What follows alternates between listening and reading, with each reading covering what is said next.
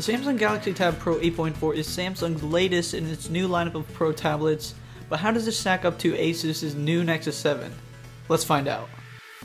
This video is brought to you by Kadabi, makers of premium accessories for all your favorite phones and tablets. Find Kadabi at kadabi.com.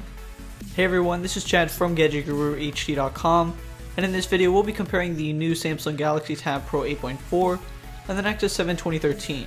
The TabPro 8.4 comes in priced at $399, which in this case is quite expensive. The Nexus 7 2013 on the other hand can be found at about $200 depending on where you look and buy it from.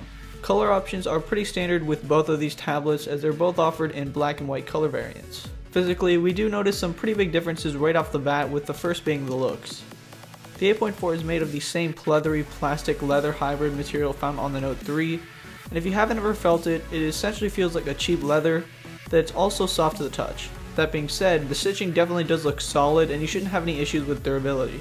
The back of the Nexus 7 on the other hand is more of a rubbery type feel that I'm a really huge fan of.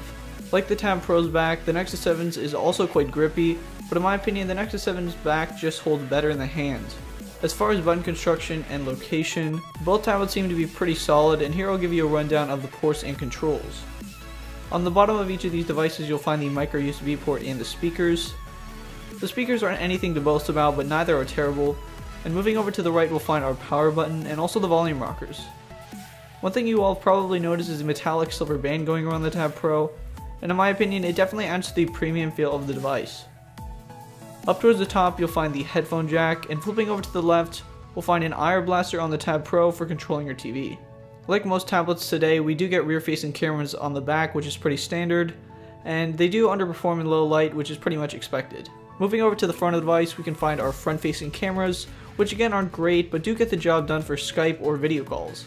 Looking to the bottom of both tablets, you'll probably notice that Samsung has changed its button orientation, swapping out the menu key for a recent button. This gives us 3 buttons in total: a recent, home, and back. I'm really actually happy they made the switch, but I do very much prefer the software buttons on the Nexus 7 2013. As far as the actual dimensions of each tablet, the Nexus 7 2013 comes in at 200mm in height and 114 in width. The Galaxy TabPro measures 219 tall and 129 wide. I'm not going to lie, the overall form factor of the 8.4 has been really nice, but the Nexus 7 is a little bit more comfortable when it comes to reading books or just general media consumption, and that has a lot to do with the device simply being much easier to hold in hand. As far as thickness, the Galaxy TabPro is ridiculously thin. It's pretty darn impressive how Samsung was able to fit so much power and quality into such a small form factor. And believe it or not, the TabPro is actually 1/3 of a millimeter smaller than the iPad mini Retina, and if you haven't already checked out our video comparing the iPad mini Retina and Galaxy TabPro 8.4, be sure to check it out by clicking on the on-screen to annotation, or the link in the description if you're on mobile. So Nexus 7 currently runs the latest version of Android KitKat, and that pretty much means it will receive updates extremely fast. What I mean is that Nexus phones receive updates directly from Google, which means they get them faster and quicker, and also for a longer period of time than standard devices like the Galaxy Tab, Galaxy Notes, and others. As far as the actual software on the Nexus 7, Android 4.4 KitKat is a bit of a design overhaul and is generally cleaner with larger icons, new navigation systems, and a larger emphasis on Google Now. In my experience, it's actually run faster than iOS, which is saying a lot. Probably my favorite thing on KitKat is the integration with Google Now. You can simply swipe to the left and you practically have all the information you need. The more you use Google Now, the more it knows about you, and it does get to the point where it's kind of crazy and you're getting information that you forgot you even needed. Now moving on to the TabPro 8.4, which utilizes Samsung's Touchwiz overlaid on Android 4.4 KitKat. I've never been a huge fan of Touchwiz, and I'm going to be honest, I'm still not really a huge fan now, but something new that Touchwiz has recently introduced is called Magazine UX, which is essentially powered by Flipboard. Magazine UX basically lets you add new home screens to add like Flipboard, and that you can choose from a bunch of different categories and literally swipe through them to find out what you're interested in. But of course you can also add social networks and other apps to put in there like Facebook or YouTube. It's definitely a cool concept as it does save you the time of going into an app for your news.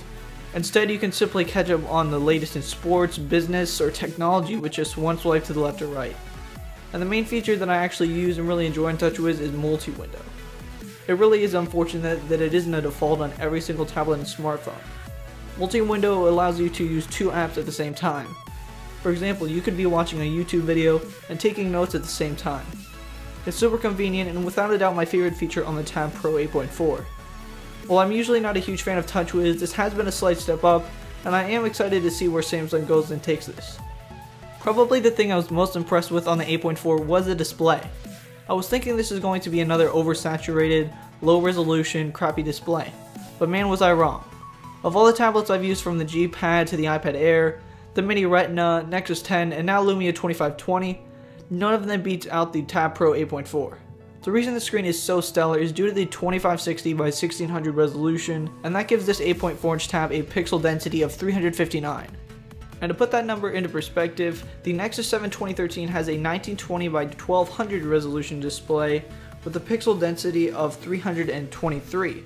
The screen on the Galaxy TabPro 8.4 is honestly amazing, picture and video just flies off the screen and colors are just ultra vibrant. That's not to say that the Nexus 7 display isn't fantastic, but it is tough not to go with the TabPro here. And like always, Samsung has pretty much filled up its latest flagship with all the latest goodies in regards to processors, RAM, and whatnot. It specifically uses a 2.3 GHz Snapdragon 800 processor with 2 GB of RAM. The Nexus 7 features a Snapdragon S4 Pro and 2 GB of RAM as well. I have found that the TabPro has a couple of hiccups and jumps a couple frames here and there, and it's pretty much just your standard Samsung Touchwiz lag, but once you do turn off a lot of the Samsung features, it does run like a champ. The Nexus 7 with 4.4 KitKat stock Android runs like a beast still, even though it is using this S4 Pro processor rather than a newer 600 or 800, but honestly both of these tablets are really darn smooth and fluid. And to summarize up this video, both the TabPro 8.4 and Nexus 7 2013 are great options for anyone in the market for a tablet. The 8.4 is double the cost of the Nexus 7, so that's always important to keep in mind before making the big decision, but after price you'll need to decide between stock Android and Samsung's new skin Touchwiz. I would say the best way to get a feel for both of them is to check out your local Best Buy with both tablets side by side. I myself am really torn between the two, and in my opinion if I had to choose one I'd probably go Nexus 7. But anyway, hopefully this did help you out, and if it did, be sure to check out the rest of our comparison videos which will be linked down below in the description. Also, be sure to let me know what your thoughts are on these two tablets in the comments section, which one you'll be picking up and why. Thanks for watching everyone, and we'll see all of you in the next video.